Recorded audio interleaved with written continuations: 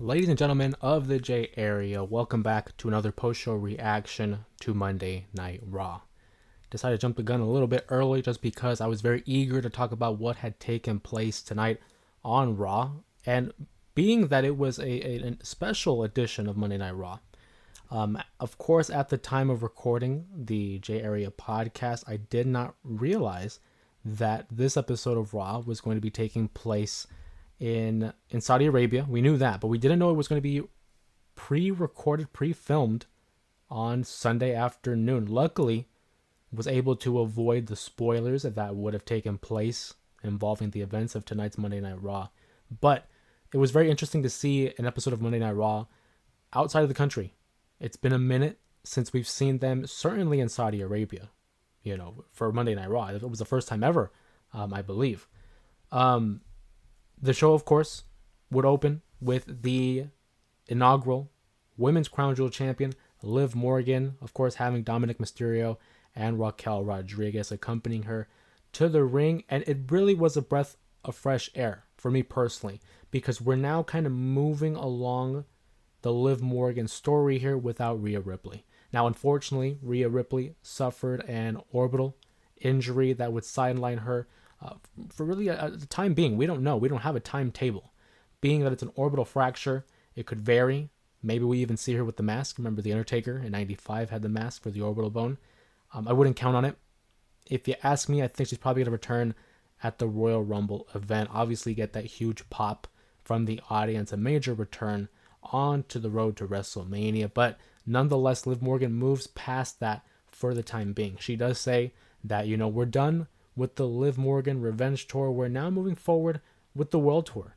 And I think that's a great step here. We have her opening up the show with Raquel Rodriguez, but they were interrupted by the tag team of Jade and Bianca Belair, who were also successful at Crown Jewel. They had successfully defended their tag team titles in a fatal four-way matchup. They come out and they want to talk to the reigning and defending champion, being that her and Raquel Rodriguez had a little bit of a run-in with Jade and Bianca last week on Raw.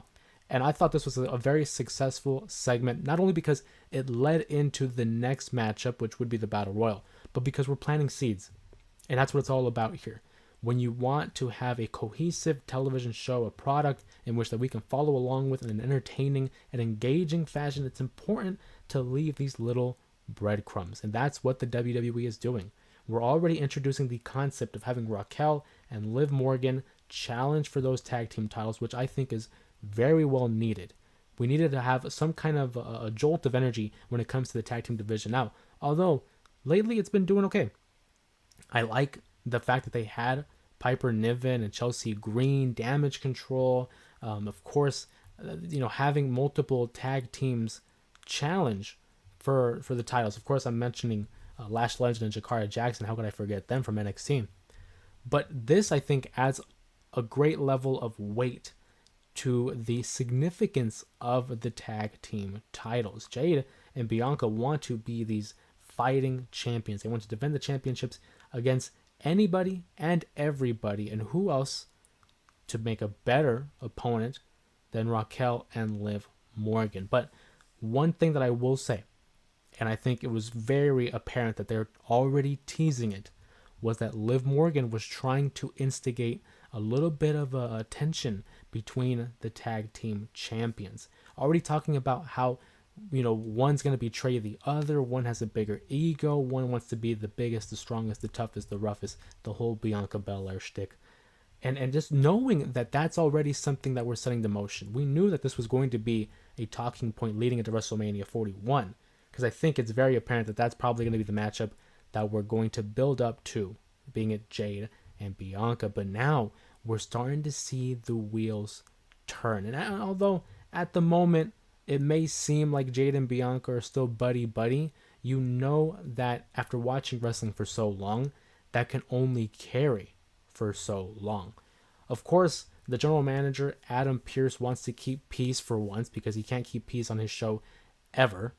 So he wants to try to jump the gun and prevent a brawl from taking place, but he can't, because Bianca Belair delivered one hell of a slap. I mean, that was one hell of a slap that she had gave Liv Morgan. Of course, This would lead to the Battle Royal. Adam Pearce would announce that we have a number one contendership on the line in a all-women's Battle Royal that would include the tag team champions.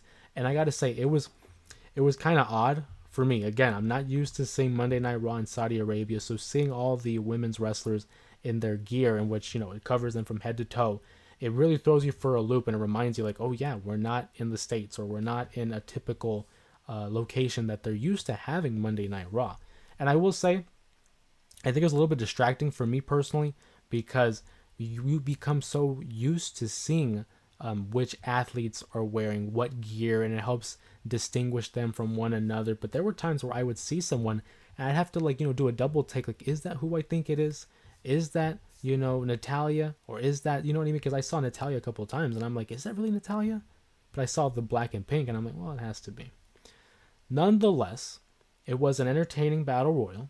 The final four would include Jade, Bianca, and Io Sky and Lyra Valkyria, the two names, if you remember, that I had talked about that I thought would be the potential winners of the Battle Royal.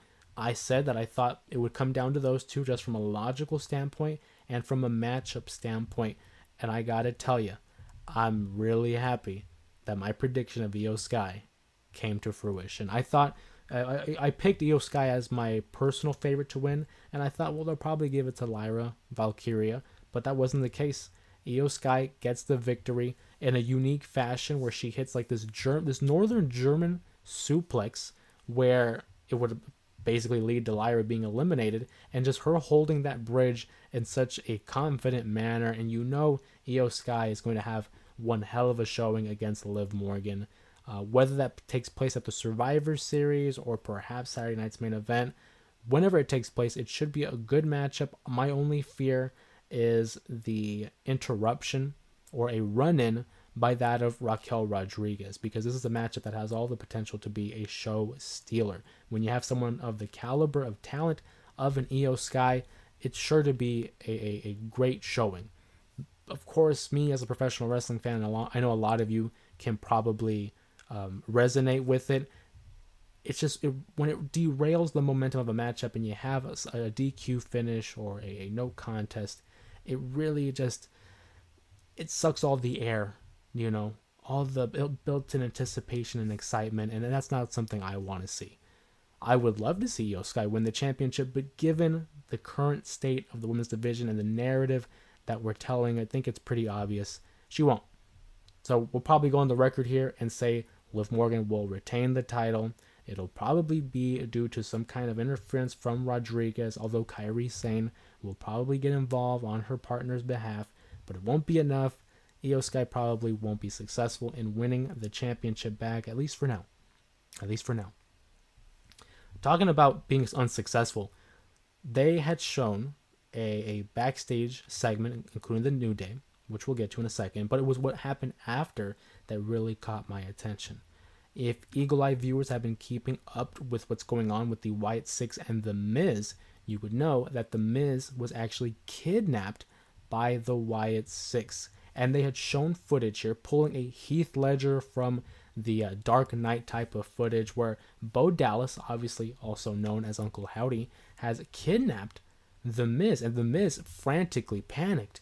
Look like he's seen a ghost. It tells Uncle Howdy / Bo Dallas, I'm not the one you want. You want the final testament. And just a great delivery here. Every time he has a microphone and he has the opportunity to speak, it's been such a treat to see Bo Dallas, Uncle Howdy, just the level of improvement that he's done as a speaker, as a professional wrestler, just all over around. It really is real nice to see him succeed. He tells The Miz, no, we never wanted the final testament. It was always about you. And my favorite aspect of this segment was the very beginning, the opening seconds, where we see old footage from when it was the B team. It was when The Miz had Curtis Axel and Bo Dallas taking them under his wing and assuring them, we're going to do something that's going to make your families proud. Something along those lines. Obviously, I don't have it verbatim, word for word. But that callback, that acknowledgement of what had happened in the past is huge. There was a time being in the WWE where we didn't have that. We were led to believe that the attention span, the memory of an average fan wasn't all that deep. And it was week to week booking. But now we're rewarded for having kept up with all of what's been going on in the WWE with these cohesive storylines. The Miz led Bo Dallas to believe that, hey, you stick with me and you're going to find success. And what happened? That led to Bo Dallas getting released. The Miz also betrayed his friend. I won't say his best friend because I don't think they were best friends, but his longtime friend in R-Truth. And we saw there's a common theme of family. And Bo Dallas does not take kindly to those who betray their family or mistreat their family. Look at what he did to Chad Gable. So I'm curious to see how this is going to pan out. We saw the build-up. I was one of those that thought maybe they're going after the Final Testament and it's not The Miz. Looks like it's the other way around. The Final Testament has no allegiance to The Miz. They don't have to help him. But I feel like the way they've been portraying Karrion Kross and company, they just want to be a dominant faction. It's just asserting their dominance, demonstrating that they are the powerhouse of Monday Night Raw. So don't be surprised if they get involved in some form or fashion. But of course, that's something to keep your eye on, is the whole Miz saga. I did refer to the New Day as they had a backstage segment where they were interviewed about what had happened during the number one contenders matchup last week. They were unsuccessful. More tension being built up between Xavier and Kofi Kingston. Again, hinting at that eventual breakup between the two. I'm hoping it's not the case. I'm hoping they are able to resolve whatever differences they have. But it's not looking good. Not looking good for the New Day boys. They have a matchup against the War Raiders. And doesn't that feel so good to say? Instead of the Viking Raiders, the Viking experience, we're back to the War Raiders of NXT. Great showing by the War Raiders, defeating the New Day, who still have a lot of work to do if they want to be able to rehabilitate their friendship, their partnership, and hopefully they don't break up as it's been hinted at. But the War Raiders are riding a wave of momentum as they will challenge JD McDonough and Finn Balor for the World Tag Team Championship. I'm telling you right now, I love Finn Balor.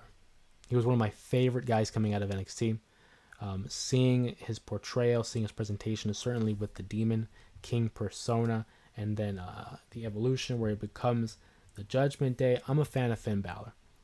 And I'm a fan of JD for the most part, even though he has a big head that's swollen like a bee stung him several times. But I don't want to see them as tag champions no more. I think let's just give it to the War Raiders. Let's have them run the tag team division for a little bit here. Just like on SmackDown, where the Bloodline, they had been defeated by the Motor City Machine Guns for their tag titles.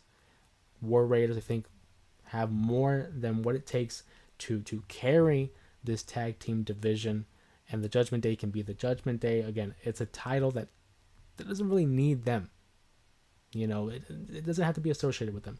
It can be for some time, but I think now that time has passed. So let's just keep moving here.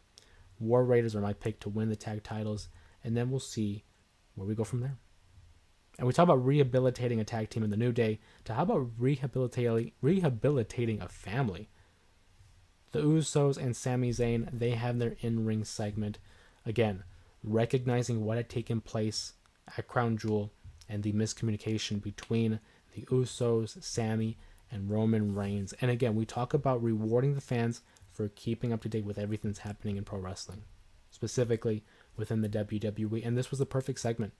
Jimmy talks to Sami, Sami talks back to Jimmy, and in that back and forth, we have so much dialogue that reverts back to what has happened over the course of the last 2 years. Sami Zayn, who Jay considered not to be family last week, he says, "You're not family."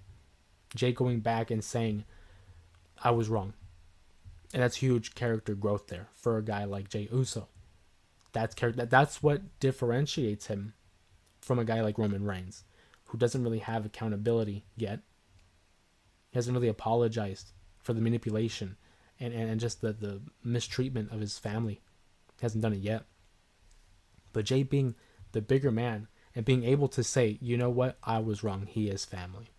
Even though Jimmy had just blasted Sami Zayn for what had happened, saying that you purposely attacked the tribal chief, you purposely attacked Roman Reigns, you were not a part of this family, you were not a part of this story, get out of our business.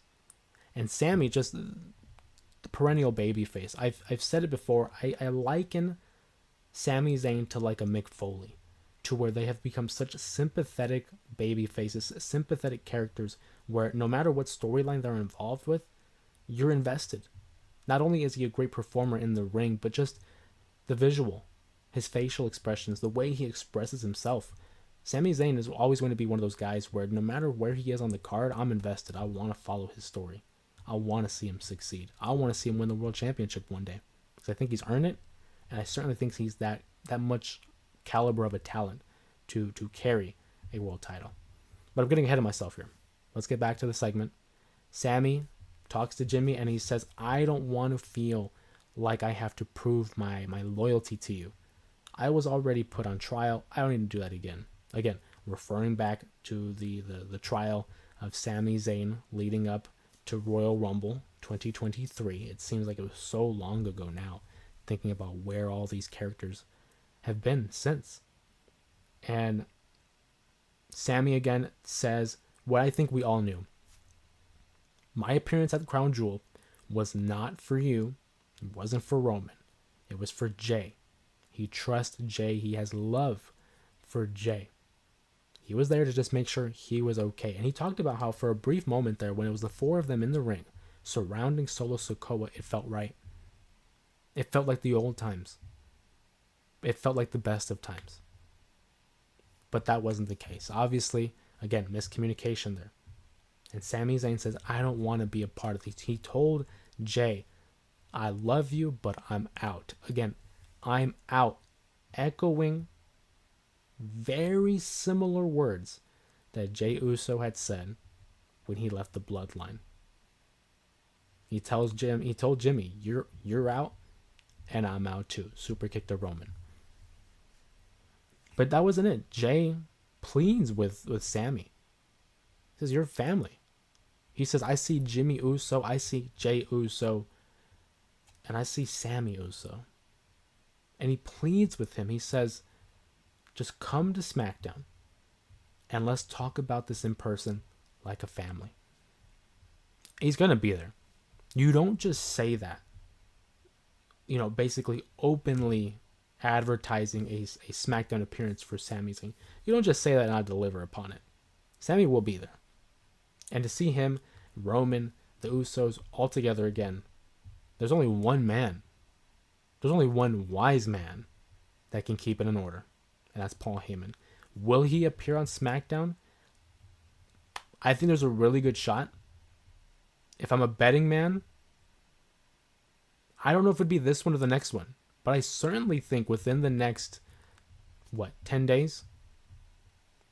11 days? I don't know. This SmackDown or the next SmackDown, I wouldn't be surprised if Paul Heyman returns. I feel like you need to have him for this build-up for Survivor Series because, if you don't believe it by now, it's War Games. We have War Games coming up pretty soon. It's going to be the Bloodline, the OG Bloodline, versus the new Bloodline.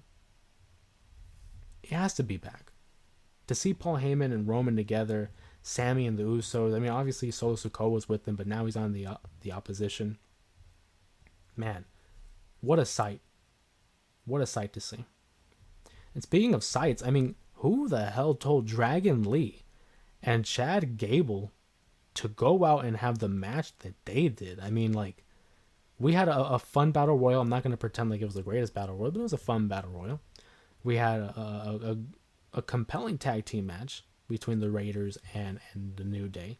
And Dragon Lee and Chad Gable just went out and delivered on a random episode of Raw where I did not think we were going to have this matchup in the lineup. And they delivered just a clinic. Chad Gable and Dragon Lee, two of the best on Monday Night Raw.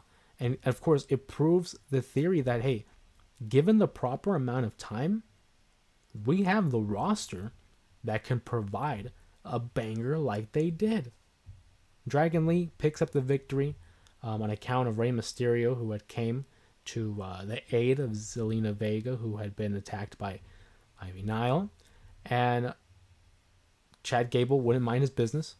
He gets his hands on Rey, tries to take off the mask, tries to remove the mask like Eric Bischoff did in WCW, and that pissed off Rey. So he knocks, a little nudge to Chad Gable, leading to Dragon Lee getting the victory. Hopefully, that leads to a little bit of momentum for Dragon Lee. I know a lot of people think highly of him. I love Dragon Lee. I think he's fantastic. It's a shame that Chad Gable took the loss because he had so much momentum in the summer, but we'll see what they do with that. Dragon Lee gets the victory over Chad Gable. And then, of course, we have the main event, the fatal four-way that would determine the number one contender to Gunther's World Heavyweight Championship. A star-studded matchup. I mean, look, who's who of talent. We had Sheamus, former world champion, Damian Priest, former world champion, Seth Rollins, former world champion, and then you had Dominic Mysterio. I mean, his dad's a former world champion. Both of them, Ray and Eddie. San Fran 5. Dave Meltzer was melting from that performance. I want to say he might have, referring to Dragon Lee and Chad Gable. But, I mean, if it was in the Tokyo Dome, damn sure that would have had like 6 stars. The Fatal 4-Way, though. When they had opened up that segment, it was Gunther and Kaiser. They were being interviewed by Jackie Redmond. And he talked about the competitors involved in this Fatal 4-Way matchup and the way he hyped them up. And then he said, and then there's Dominic Mysterio. I'm watching the matchup. And obviously, like I said, it's heavy hitters and Dominic. And I'm thinking, man, what if Dominic wins this? Because Sheamus is involved in a feud with Kaiser. Damian is in a feud with the Judgment Day. Seth Rollins, obviously, with Bronson Reed. So everyone has, this possibility of getting someone involved in their business. And at least with Dominic, he has the numbers game. He has JD. He has Carlito. He has Finn. If Liv and Raquel get involved, but he has them too. So it's like, for a split second there, I was thinking, what if, right? I mean, he already beat Damian. And then Bronson Reed comes out, which was obvious, we knew, based on how he was presented at the end of Crown Jewel, standing tall, even though he took 3 curb stomps by Seth Rollins. He looked great. I thought Bronson Reed looked great, even though he lost. He still looked strong, which is great. So he gets involved, and he takes out Seth Rollins, and he attacks Sheamus and Damian Priest. And you see Dominic just, scurrying around the ring, hiding. And I'm like, no, there's no way. Are they really going to pull this trigger and have him face Gunther? Which, I mean, it's a possibility. But then in the back of your mind, you're thinking, well, he beat Damian. He's not going to do it twice, right? Because there's that 50-50 booking. Bronson Reed delivers a tsunami to Seth Rollins through the announce table, and that's when we start seeing Dominic Mysterio climb to the top. He hits a frog splash, which I think he's getting better at. He's getting better at that frog splash. He hits it on Sheamus, and there's a count, 1, 2, and I thought, swear to God, I thought it was going to hit 3, and it didn't. It was a 2 count because Damian, breaks up the pin. And I'm like, okay, it would have been like an obvious finish, so we're gonna stretch it out a little bit here. And then Dominic and Damian get into it, and I'm like, well, he's not gonna pin Sheamus. Is he gonna pin Damian? He already has a pinfall over Damian. So they pull off this moment here where he hits the 619, although he's not that good at the 619. He hits the 619 on Damian Priest. Damian Priest is now going to take the frog splash, except he counters it with a South of Heaven choke slam, which, I mean, big ups to Damian Priest because he was on the ground flat on his back and then got up real quick and hit that South of Heaven choke slam. And that was it. That was the finish. He beats Dominic Mysterio, gets his win back after losing last week, 50-50 booking, and he's now the number one contender for Gunther's World Championship, which I think is the right call. I mean, it wouldn't have been Seth because we know he's in a feud with Bronson Reed. Sheamus, I thought maybe. He was my sleeper pick because he's already feuding with Kaiser. But Damian Priest is the right call. Never got his rematch after losing the title at SummerSlam, even though he was screwed by Finn Balor. So from a logical standpoint, it makes sense. And I think, yeah, it probably will take place at the Survivor Series. Because there was reports, I don't know what to say now, but there were reports that CM Punk was going to be the one challenging Gunther at Survivor Series. I mean, Damian Priest just won it, and I don't think they're going to hotshot it and give him a title match next week. That's probably going to be your Survivor Series matchup. Will it possibly lead to maybe Saturday night's main event where CM Punk challenges? I don't know. I'm really looking forward to Saturday night's main event. That's why I keep talking about it, because it's been over 10 years since we've seen one. 2008. 16 years. Almost 2 decades. Nonetheless, Damian Priest is your number one contender, getting his rematch against Gunther, which should be a great matchup. 2 of the best at that roster has to offer in terms of their main event scene. But not a bad episode of Raw. And even though it was a pre-taped Raw, sometimes with those it's like it's hit or miss. Not a bad episode. Solid action in ring. Great storytelling moving forward, obviously, with the whole Jade and Bianca. We have Liv Morgan's new opponent in Io Sky. The New Day story is still developing. Sami Zayn and the Usos. Obviously, a fatal 4-way matchup that delivered many pieces. Seth Rollins is not done with Bronson Reed. Damian Priest is the number one contender, as I keep saying. And then there's Sheamus, who still I don't think is done with Kaiser. Don't be surprised if we get a tag team match. I'm calling it right now. Sheamus and Damian versus Gunther and Kaiser. I'm going on the record. If that happens right now, I'm going to send in my resume to WWE Creative because I think that's just where they're going to end up going. And that's not bad. It's not bad to be predictable. It's only bad if it's a bad match. But I want to hear from you guys. Go ahead and sound off in the comments. Like the video if you enjoyed the reaction. Like I said, comment down below what was your favorite part of Monday Night Raw. What are you looking forward to moving forward in the WWE storylines or just in wrestling in general? AEW, TNA. We talk about wrestling all the time here. Go ahead and super kick that subscribe button to keep up to date with all the pro wrestling content that is shared here on the J area. Of course, we have a huge episode of NXT coming up. Might be talking about that. Stay tuned for any information on a stream, possibly regarding NXT in the ECW arena. Of course, AEW Dynamite will be the same night. They're moving NXT to Wednesday just for a little bit, just for the time being, because I don't know if you heard, there's an election. There's an election. Make sure you vote out there. Nonetheless, thank you guys for joining me on this live stream, this post-show reaction for Monday Night Raw. Like I said, like, comment, do all that gimmick. Super kick the subscribe button. Let's keep pushing forward as we're aiming to hit 2,000 subscribers by the end of the year. Thank you guys for your support. Appreciate you, and we'll be seeing you next time.